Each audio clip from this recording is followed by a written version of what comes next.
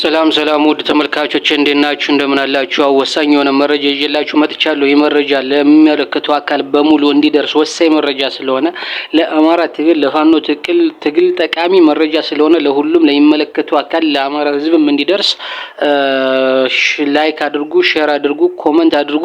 እንዲሁም ቻናሉ ተደራሽነቱ እንዲሰፋ ሰብስክራይብ በማድረግ ቤተሰብ እንዲሆኑ ስል በአክብሮት እጠይቃለሁ። ይህ መረጃ ምንድነው?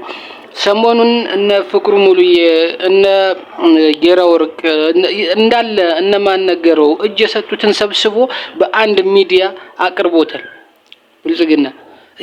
ይህ የተለመደ ነገር ነው፣ አዲስ ነገር አይደለም፣ እኛ የምናውቀው ነገር ነው። ነገር ግን ሰሞኑን ለየት የሚለው ምንድነው? ብልጽግና መጀመሪያ ኖርማል በሰፈር በኮሚሽነሮች እየሄዱ ቤተሰብን በጥቅማ ጥቅም እየደለሉ እያገቱ ነበር፣ እያሳመኑ እስከዚህም የማይባሉትን እጅ በማሰጥ ሰጡን ነው የሚሉ።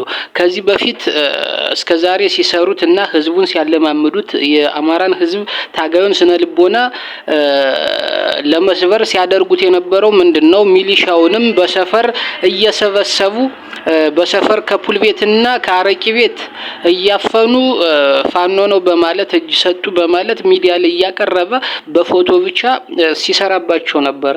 አሁኑ ለየት የሚያደርገው ምንድነው ስትሉ ለዚህ ቀን ያዘጋጃቸውን አስርጎ ያስገባቸውን በጥቅም የገዛቸውን የፋኖ አመራር ከታች እስከ ላይ የፋኖ አመራር የነበሩትን እንዲሆኑ ተደርጓል። እንግዲህ በፎቶ በንግግር በአረንጓዴ ቢጫ ቀይ በመስቀል በመጽሐፍ ቅዱስ እያሸከመ አሪፍ ንግግር ሰንዶ ተለማምዶ እንዲያቀርቡ እያደረገ በአማራ ህዝብ ዘንድ ተቀባይነት እንዲኖራቸው ተደርጎ አመራርነት ደረጃ ላይ የተቀመጡለት ሰርጎ ገቦች ነበሩ። እነሱን ነው መጠቀም የጀመሩ። አሁን እና የሰርጎ ገቦች እነማን ናቸው ስትሉ አንደኛ ለህዝብ ዘንድ ሰርገው ለመግባት በህዝብ ስነ ልቦና ለመያዝ ቀላልና ለየት ያሉ ስሞች ያሏቸውን ሰዎችን ብልጽግና በህዝብ ዘንድ በአማራ ህዝብ ዘንድ የአማራን ስነ ልቦና አጥንቶ በነ ዳንኤል ክብረት አማካኝነት በነ ተመስገን ጥሩነህ በነ አረጋ ከበደ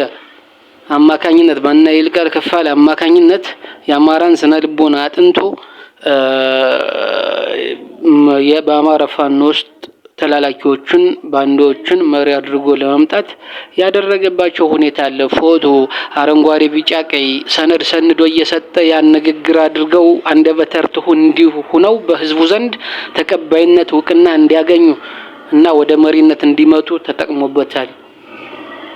በሚዲያ ስምን አስተዋውቆ ዝናኛ አድርጎ ወደ ፋኖ ገባ ብሎ መሪነት በዝና ለማስገኘትና ፋኖን መቆጣጠር እንደፈለገው በአዙሪት ለራሱ ለማድረግ ተጠቅሞበታል። ይሄ ሰርቶለታል። ስለዚህ በዚህ መሰረት እነ ፍቅሩም እነ ጌራ ወርቅም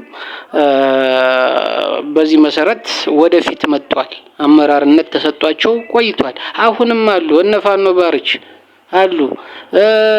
የአማራ ፋኖ በጎጃም ቴዎድሮስስ ምዕራብ አማራ ቀጠና አፋብን ቴዎድሮስስ ማን አለ? እነ ወግደረስ በጣም ከፍተኛ የሆነ ሚስጥር የያዙታል የደበቁታል እንዲወጡት አልተደረገም። አሁን እሱ እጅ ቢሰጥ ምን አይነት ተጽዕኖ ሊፈጥር ይችላል? ትግሉ ላይ ነው። ገባችሁ? ጋዜጠኛ ነው።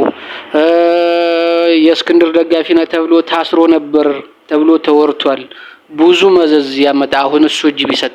ስለዚህ እንደዚህ አይነቶች ላይ ፋኖ በጥንቃቄ ማድረግ አለበት። በተለይ አመራር መደባ ላይ በጣም ጥንቃቄ። በጎንደር በወሎ በሸዋና በጎጃም አፋብን ከፍተኛ የሆነ ጥንቃቄ ማድረግ አለበት። በተለይ ከዲያስፖራው የሚመጣና ስም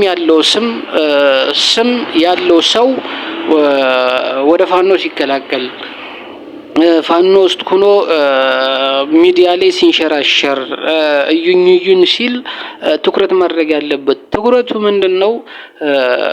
እውቅናውን ከማግኘት ማገድ አለበት ሳይሆን በደንብ መከታተልና ማጥናት መጀመር አለበት። ይሄ አይነት ችግሮች ለክፍፍል ዳርገዋል፣ እየዳረጉም ነው፣ ለወደፊትም ይዳርጋሉ። ስለዚህ ይህን ነገር በጥንቃቄ መታየት መመርመር አለበት።